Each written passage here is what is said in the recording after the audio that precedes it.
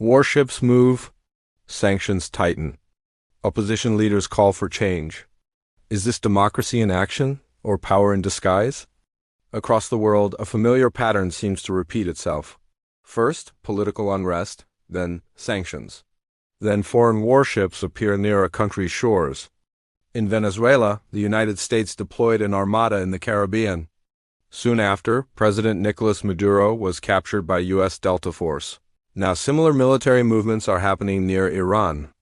And once again, opposition leaders are calling for U.S. intervention. But is this about democracy? Or about something much deeper, like oil, power, and global control? Welcome to Timeless Hub, where we go beyond the headlines to understand the forces shaping our world. Today, we ask one of the most uncomfortable questions in geopolitics. Do opposition movements truly represent their people? Or are they sometimes tools in a much larger global game? Venezuela holds one of the largest oil reserves on Earth. For decades, that oil shaped the country's politics, economy, and global alliances. But by the 2020s, the country was in deep crisis. Inflation had destroyed savings. Millions had fled the country. Sanctions had choked oil exports.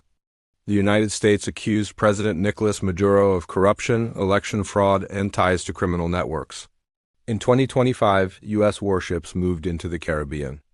Officially, the mission targeted drug trafficking and illegal oil shipments, but the operation soon escalated. In early 2026, U.S. forces launched a major strike. Within days, Maduro was captured and taken to the United States to face charges as narco-traffickers organizer. At the same time, oil tankers were seized and sanctions tightened even further.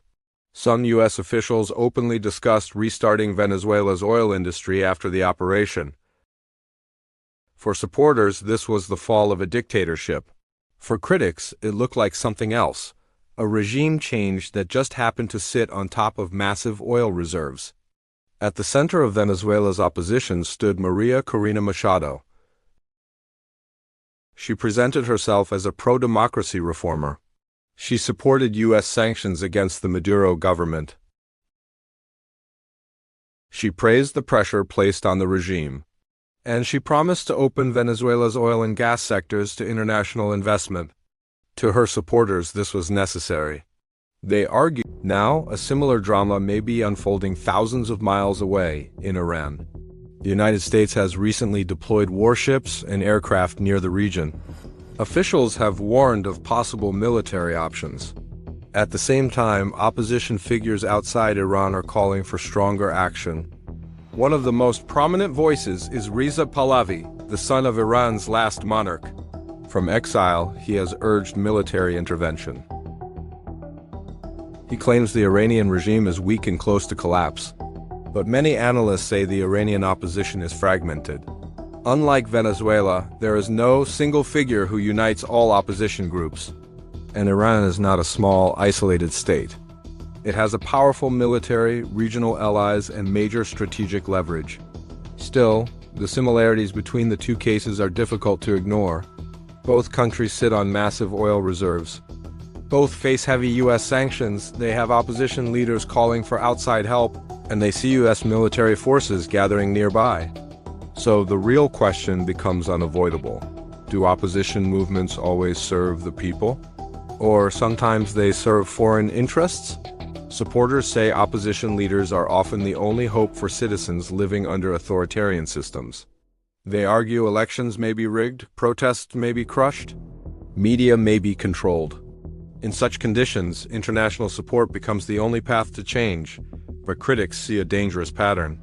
They point to cases where opposition leaders align closely with foreign powers. Sanctions cripple the local population. Military intervention follows. And key industries end up controlled by foreign companies. In this view, regime change is not just about freedom. It is also about influence, markets, and resources.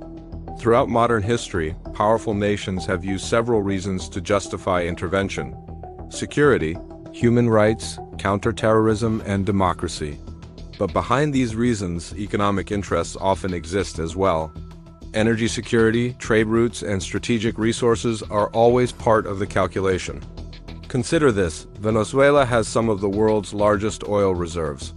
Iran controls key energy routes and massive petroleum resources. Both countries sit at the center of global energy politics.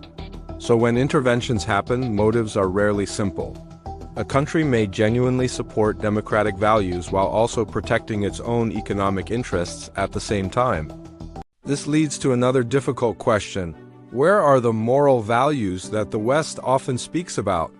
From a Western perspective, removing leaders who go against their will is seen as a moral duty.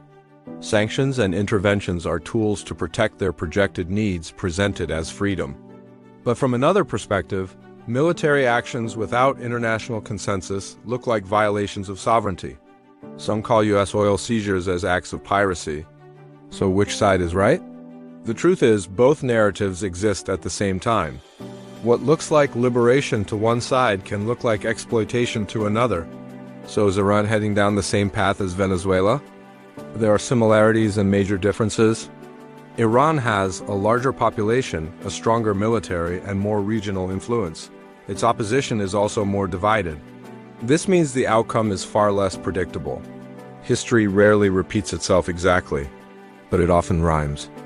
In the end, geopolitics is rarely about pure ideals. Opposition movements can be both voices of the people and partners of foreign interests. While also protecting their own economic goals, powerful nations can support democracy. So the real test is simple. After the regime falls, who controls the country's wealth?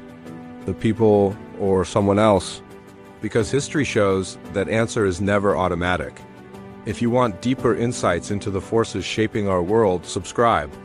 Because behind every geopolitical headline, there's always a bigger story. Thank you for watching. Your support keeps Timeless Hub growing. Like, comment, share, and subscribe.